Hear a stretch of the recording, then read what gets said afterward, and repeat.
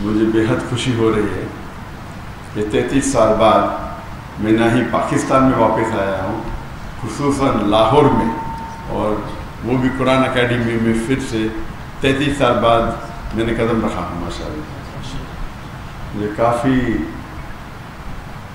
ماشاء اللہ بےحد خوشی محسوس ہو رہی ہے، لیکن ساتھ ساتھ ڈاکٹر احسان احمد صاحب رحمہ اللہ کمی بھی محسوس ہو رہی ہے۔ اور اکثر جب میں پاکستانیوں سے جتنے پاکستانی ملاقات کرتا ہوں تو اکثر کہتے ہیں کہ جب ڈاکٹر اسرار احمد صاحب زندہ تھے تو ہم نے ان کی اتنی قدر نہیں کی جتنی کرنا چاہیے، لیکن ابھی جو وہ کہتے ہیں تقریر میں ابھی ہمیں احساس ہوتا ہے۔ اور جیسے کہ آپ جانتے ہوں گے کہ میں شیخ احمد دیدار صاحب سے متاثر ہو کے جو میڈیکل کالج میں تھا 1987 دسمبر میں ان سے ملاقات کی، اور تقریباً 3.5 سال بعد میں ڈاکٹر اسرار احمد صاحب سے ملاقات کی۔ یہ دونوں شخص تھے جو مجھے متاثر کیے، اور ان کی وجہ سے میں ڈاکٹر آف باڈی سے ڈاکٹر آف سول بنا، جسم کے ڈاکٹر سے روح کا ڈاکٹر۔ جب دیدار صاحب سے متاثر ہوا میں تو اس کے بعد میں اسلامک ویڈیو کیسٹس باقی جتنے باقی مقررین تھے ان کی سننے لگا، اور اکثر انگریزی میں سنتا تھا۔ واحد اردو تقریر اگر سنتا تھا تو ڈاکٹر احسان احمد صاحب، کیونکہ مجھے شوق تھا ویڈیو کیسٹ کلیکٹ کرنے کا۔ تو جب میں امریکہ گیا تھا اور باقی دیگر ممالک، تو وہاں مجھے ڈاکٹر صاحب کی کیسٹ ملے، اور اس کے بعد اگر میں اردو میں میرے لحاظ سے ان کے علاوہ میں کسی اور کی ویڈیو کیسٹ نہیں دیکھا، میں تھوڑا چند منٹ ہو سکتا ہے۔ ڈاکٹر اسرار احمد صاحب کی اردو فصیح تھی، لیکن پھر بھی دل کو چھوتی تھی، اور میرا شوق رہا جب میں دیدار صاحب سے متاثر ہوا، ایک شوق تھا کہ جتنے بھی علماء ہیں ان سے ملاقات کروں۔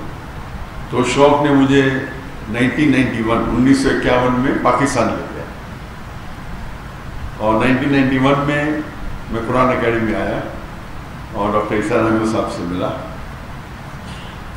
اور جب انہوں نے مجھے پوچھا بیٹا پاکستان کیوں آئے، تو میں نے کہا کہ یہاں اسلامک ادارے ہے، آپ سے ملنے آیا، اور اسلامک ادارے کو دیکھنے کے ہے۔ تو انہوں نے کہا پاکستان میں ادارے تو بہت ملیں گے لیکن اسلام نہیں ملیں گے، اور الحمدللہ جو میں متاثر ہوا ڈاکٹر احسان احمد صاحب کی سادگی کے ساتھ، جو سمپلسٹی۔ تقریر کے پہلے کہنا چاہتا ہوں کہ آپ جانتے ہیں کہ میری تعلیم انگریزی میں ہوئی ہے، تو اور اردو پہ مہارت نہیں ہے، تو ظاہر ہے کہ اگر اس میں کچھ غلطیاں ہوں گی تو اسے آپ نظر انداز کریں، اور خصوصاً آپ ڈاکٹر اسرار احمد صاحب رحمہ اللہ کو سنتے ہیں تو میری اردو تو ایک دم اپوزٹ، ایکسٹریم۔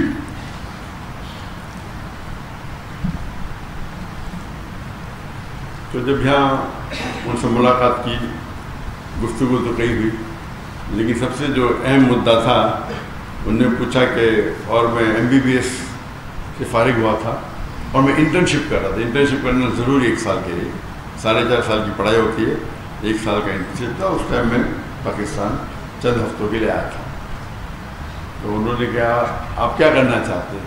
تو میں نے کہا کہ میں سرجن بننا چاہتا ہوں، اور کیا، میں نے دائی دونوں ساتھ میں کروں گا، سرجن بھی بنوں گا دائی بھی کروں گا۔ تب ڈاکٹر صاحب نے کہا کہ میں نے 7 سال کوشش کی ڈاکٹر اور دائی دونوں بننے کی، لیکن میں ناکامیاب رہا۔ اگر آپ مہارت چاہتے ہیں تو دونوں میں سے ایک چننا پڑے گا، اور وہ ایک نصیحت تھی جو ہو سکتا ہے میری زندگی کو بدل دی. اور جب میں واپس گیا، جب میں والدین سے کہا، پہلے ارادہ تھا کہ جب میں ماسٹرز کروں گا سرجری میں تو ہفتے میں آدھا دن چھٹی ملتی ہے، 24 آپ کو ہاسپٹل میں رہنا چاہیے. آدھا دن چھٹی ملیں گی، اس ٹائم 2 گھنٹہ میں دعوتی کام کروں گا. ہم نے ادارہ قائم کیا تھا اسلامک ریسرچ فاؤنڈیشن 1951 میں، 1991 میں.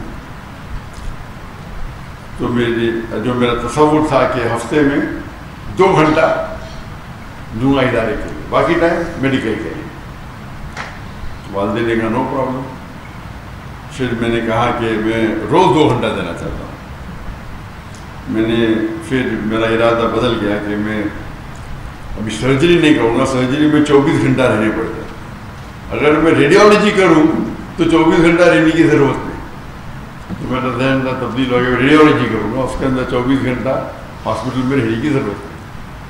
اور میں نے کہا میرے والدین سے، میرے والد بھی ڈاکٹر تھے، میرے بھائی بھی ڈاکٹر تھے، ریڈیولوجی کروں گا اور پھر روز 2 گھنٹہ دعوتی کام کروں گا. والدین نے بولا نو پرابلم، جیسے آپ کی مرضی. پھر چند ہفتے اور گئے اور اس وقت ہم نے قائم کیا ایک پیتھولوجیکل سینٹر، جو میں اور میرے بھائی 50-50% پارٹنر تھے، اسے قائم کیا. اور پھر میں نے کہا کہ ابھی 50% میڈیسن، 50% دعویٰ کریں گے. والدین نے کہا نو پرابلم. پھر میں نے کہا 2 آورس میڈیکل کریں گے اور باقی ٹائم دعویٰ کریں گے. بھائی نے بولا نو پرابلم، والدین نے بولا نو پرابلم. پھر میں بولا فل ٹائم دعویٰ کروں گا. اور یہ سارا سلسلہ 1 سال سے کم میں ہوگا. ایسا نہیں کہ 5-10 سال بعد، میں بھی 8-9 مہینے میں. اور میرے بھائی نے کہا مجھ سے کہ آپ زندگی وقف کرو، آپ 50% پارٹنر ہے، آپ کو آنے کی ضرورت نہیں، 50% آپ کو شیئر مل جائے گی. میں نے کہا نہیں بھی دے چلے گا. یہ بھائی نے کہا 50% مل جائے گی. تو وہاں سے سلسلہ شروع ہوا.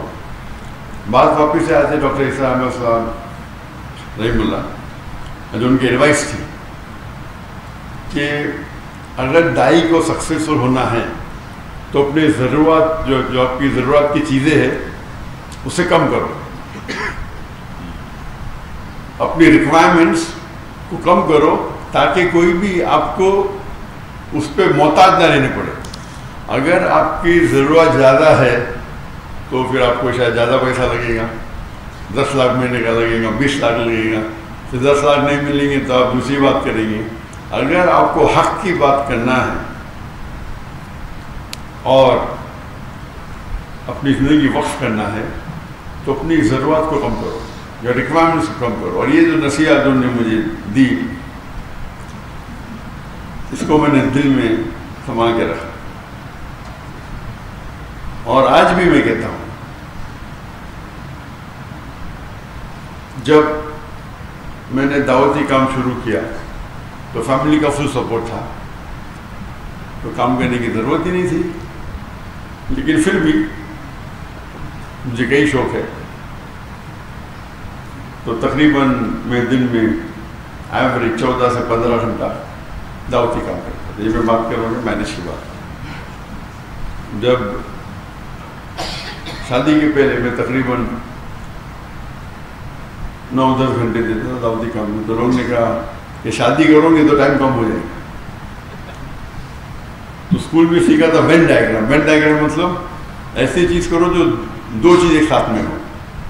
تو میں نے دائیا سے شادی کی. اور اللہ کے رسول کی حدیث ہے کہ شادی کرنے کے لیے 4 چیز انسان دیکھتے ہیں. ایک ہے بیوٹی، خوبصورتی، ایک ہے دولت، تیسری ہے نوبلٹی، خاندان، اور چوتھا ہے ورچو، دینداری. اور سب سے اہم ہے دینداری، تقویٰ. تو یہ کرائٹیریا لے کے میں نے ایک ایڈ کیا کہ دائی ہونا چاہیے، دینداری اور دائی. ब्यूटी नो प्रॉब्लम, खाली रिपल्सिव नहीं होना चाहिए, दौलत की जरूरत नहीं, खानदान नो प्रॉब्लम। तो एक ही क्राइटेरिया क्या, दीनदार होना चाहिए लेकिन दाई होना चाहिए। एक क्राइटेरिया कर दिया, कोई लड़की नहीं मिली 2-3 साल तक। तो मेरी बहन वो इंटरव्यू लेती थी, तो एक लड़की को पास किया, तो ऑप्शन था ही नहीं ना। तो हमने मुंबई से पुणे गए और सबसे पहली बार मैं मेरी होने वाली अहलिया से मिला और अल्हम्दुलिल्लाह बिस्मिल्लाह की और अल्लाह ने इसमें बरकत दी। शादी के बाद 9-10 घंटे के बदले 12 घंटे देने लगे, क्योंकि जब हम गुफ्तगू करते थे तो दावती काम के बारे में करते थे, वेन डायग्राम था, उसका मतलब मैं बीवी को टाइम नहीं देता था। अक्सर दाई देखेंगे बीवी को टाइम ही नहीं देते थे। तो आम लोग जो बीवी को टाइम देते उससे मैं कई ज़्यादा देता था, कई ज़्यादा। और आम लोग जो अपने जो वक्त, अपनी जो पेशे को काम देते 8 घंटा 9 घंटा, तो मैं देता था 13-14 घंटे जरूर। लोगों ने बोले बच्चे पैदा होंगे तो आपको पता चल जाएगा, बच्चे पैदा होंगे तो फिर आप टाइम कम देंगे। तो बच्चे पैदा हैं, जब मेरी बीवी की शादी करने के बाद हमने शुरू की ladies wing, Islamic trust foundation की लेडीज़ विंग, और वो बन गई उसकी सदर, लेडीज़ विंग की सदर, और इदारे को आगे बढ़ाया। बच्चे पैदा हुए तो हमने स्कूल शुरू किया, इस्लामिक इंटरनेशनल स्कूल। तो स्कूल के अंदर मेरी अहलिया प्रिंसिपल थी, मेरे बच्चे थे, तो 3 in 1 वेन डायग्राम में 3 सर्कल, बीच में तीनों को टाइम दे रहे, और साथ में ऊपर अल्लाह है, अल्लाह सेंटर्ड। तो मेन तो अल्लाह सेंटर्ड है। तो फिर एवरेज फिर मैं माशाल्लाह 15 घंटे देने लगा। हम जब जाते हैं कभी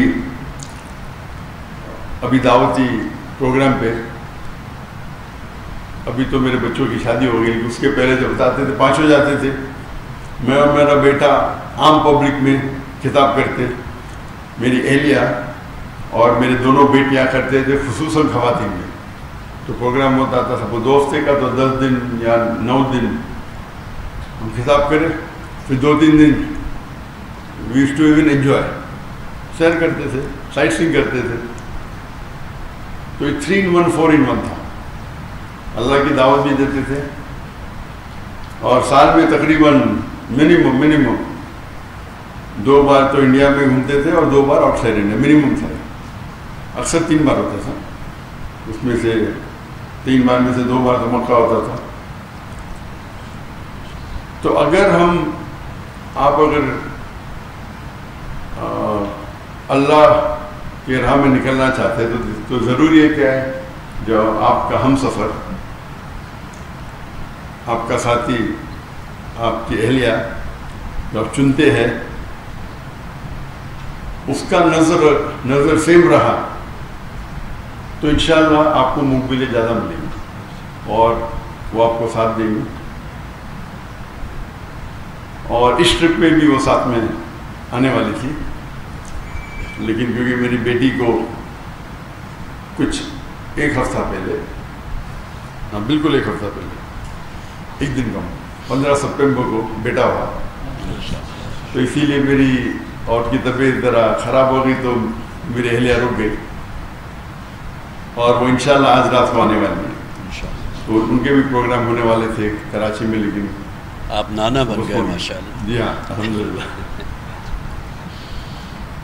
तो कहने की बात है कि डॉक्टर इस्लाम साहब रहमुल्लाह कहते थे कि अपनी ज़रूरत को कम करो।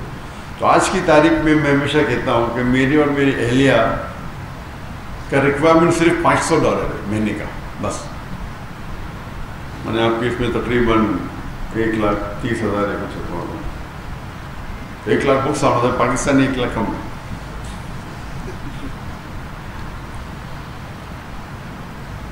और ये मेरे और मेरी अहलिया के बारे में वो अलग बात है कि दावती काम में जब ट्रैवल करते मैं खुद पैसा भरता हूँ, उसके अंदर खर्चे और होते हैं, लेकिन खुसूसन पर्सनल लाइफ के लिए $500 काफ़ी है।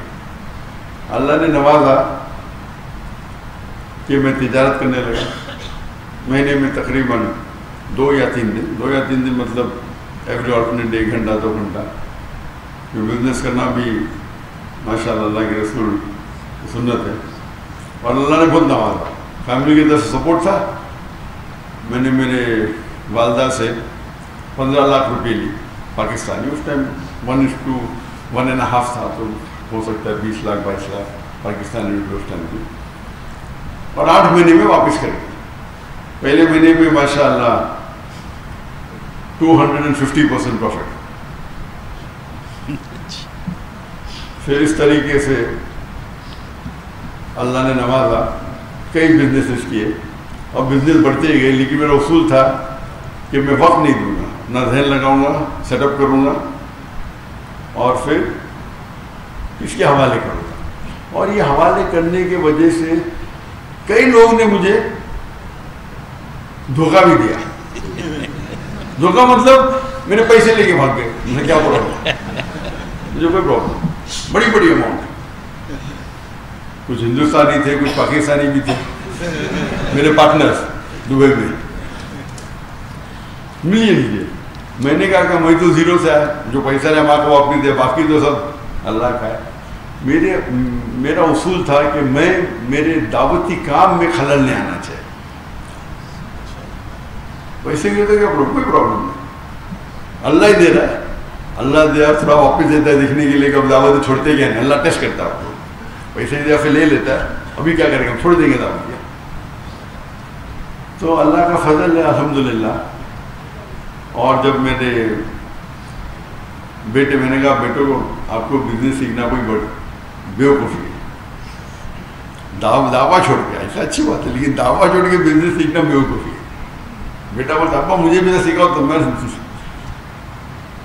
آپ سب سے بڑے امیر بزنس مین بنیں گے اگر بل گیٹس یا جیف بیزوس یا ایلون مسک, ایک چھوٹے سے چھوٹا دائی ایلون مسک سے بہتر ہے.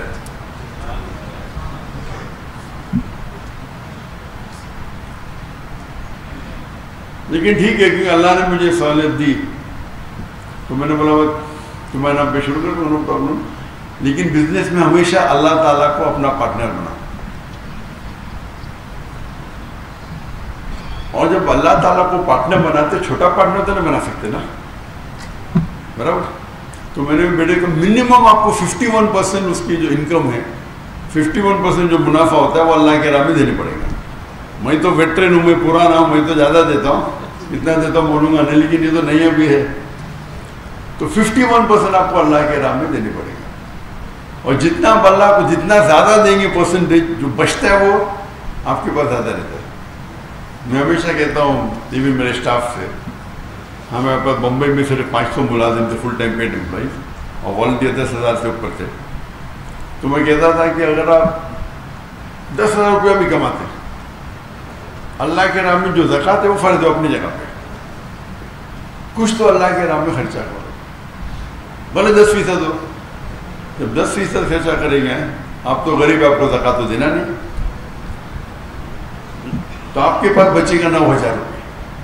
اللہ تعالیٰ اپنی تنخواہ کو کر دیں گے 15,000. تو 15,000 سے 10% نکالو, کتنا پیسہ آپ کا؟ 13.5. پہلے 10 تھا, ابھی 13.5 ہو گیا, یعنی 35% بڑھے گا آپ کا. پھر آپ 15% کرو, اللہ تعالیٰ 15,000 سے آپ کی تنخواہ کر دیں گا 30,000. جتنا بڑھائیں گے آپ کا پرسنٹیج کم رہے گا, لیکن جو اماؤنٹ ہے وہ زیادہ رہے گا. تو اس اصول کے ساتھ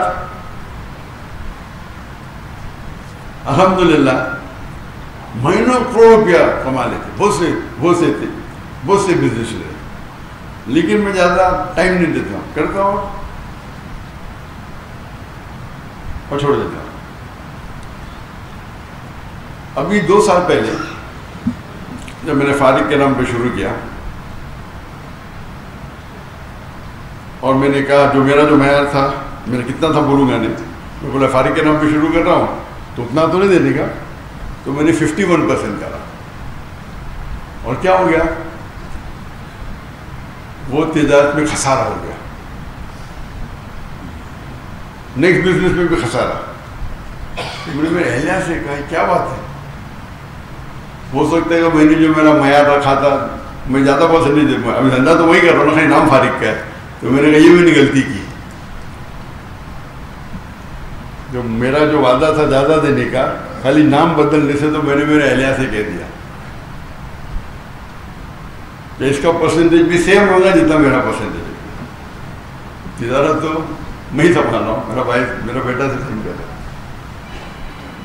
تو اللہ تعالیٰ چیک کرتا ہے. کبھی کبھی شیطان آتا ہے, میرے بیٹے کے نام پہ کر دو, کم کر دو, تمہارا تو نہیں, وہ تمہارا وعدہ اللہ کے ساتھ, بیٹے کا تھوڑی ہے. تو اگر اللہ کے راہ میں آپ خرچ کریں گے, جس طریقے سے ڈاکٹر اسامہ صاحب کہتے تھے اللہ کے بینک میں ڈالو, جب سے واپس لے سکتے ہیں. سب سے بہتر آپ اگر کس کو لون دے سکتے ہیں, جو اللہ تعالیٰ فرماتے ہیں کہ کون ہے جو اللہ کو قرض دے سکتا ہے. کیا اللہ کو قرض کی ضرورت ہے؟ بالکل نہیں. یعنی اللہ تعالیٰ جس طریقے سے ڈاکٹر صاحب کہتے تھے کہ اگر والد اپنے بیٹے کو کچھ پیسے دیتا ہے, ₹1,00,000, پھر پوچھتا ہے کہ 5,000 دو, وہ چیک کر رہا ہے دیں گی کیا نہیں. اسی طریقے سے اللہ تعالیٰ فرماتے ہیں کہ کیا کون ہے وہ جو اللہ کو لون دے گا, اور اللہ اس کو ملٹیپلائی کرے گا. اللہ تعالیٰ فرماتے ہیں سورہ بقرہ میں سورہ 2 آیت نمبر 261, آپ اگر ایک دانہ اللہ کو دیں گے, اللہ تعالیٰ 7 بوٹی دیں گے, ہر بوٹی پہ 100 دانے, یعنی 700 گنا. بزنس ٹرمنالوجی میں 70,000%. کون سے دھندے میں آپ کو 70,000% ملے گا؟ تو اگر آپ اللہ سبحانہ و تعالیٰ کو اپنا پارٹنر بنائیں گے تو آپ دیکھیں گے کیا محفوظ ہے. وہ فرض تو 2.5% ہے, لیکن زیادہ دینا تو حرام نہیں نا, افضل ہی ہے. تو جتنا آپ زیادہ دیں گے اتنا کم ہے. یہ اللہ پہ توقع ہے. اور الحمدللہ جیسے میں جب ڈاکٹر صاحب سے ملا, میں نے شروع میں سوچا تھا کہ میڈیکل ڈاکٹر سب سے بہتر پروفیشن, سب سے بہترین پروفیشن ہے. جس طریقے سے ڈاکٹر اختیار احمد صاحب رحمہ اللہ سوچتے تھے کہ ڈاکٹر سب سے بہترین پروفیشن ہے انسانوں کا علاج کرنا, ان نے ڈاکٹری چنا تھا نہ کہ پیسے کمانے کے لیے. اسی طریقے سے میں نے بھی چنا تھا کہ میڈیکل ڈاکٹر بنوں.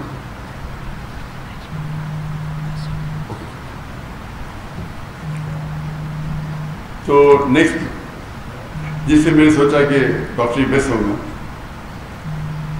جب قرآن مجید کو پڑھا, اللہ تعالیٰ فرماتے جس آیت کو میں نے شروع میں تلاوت کی سورہ فصیلت چیپٹر 41 ورس 34, ومن احسن قولا ممن دعا الی اللہ وعمل صالحا قال انی من المسلمین. کہ کون شخص سے بہتر شخص ہے لوگوں کو اللہ کی طرف بلاتا ہے, اچھے اعمال کرتا ہے اور کہتا ہے کہ میں مسلم ہوں. تو سب سے بہترین جو پروفیشن ہے وہ دائی کا. تو اسی لیے میں نے ڈاکٹری چھوڑ کے دائی بنا, اور اللہ سے امید رکھتا ہوں کہ جو بھی کچھ ہم تھوڑا کام کر رہے, جو ہمبل ایفرٹس ہمارے وہ اللہ تعالیٰ قبول فرمائے. اللہ سے دعا کرتا ہوں کہ ہم سب کو انشاءاللہ آخرت میں جنت میں اٹھائیں. آخرت دعوانا الحمدللہ.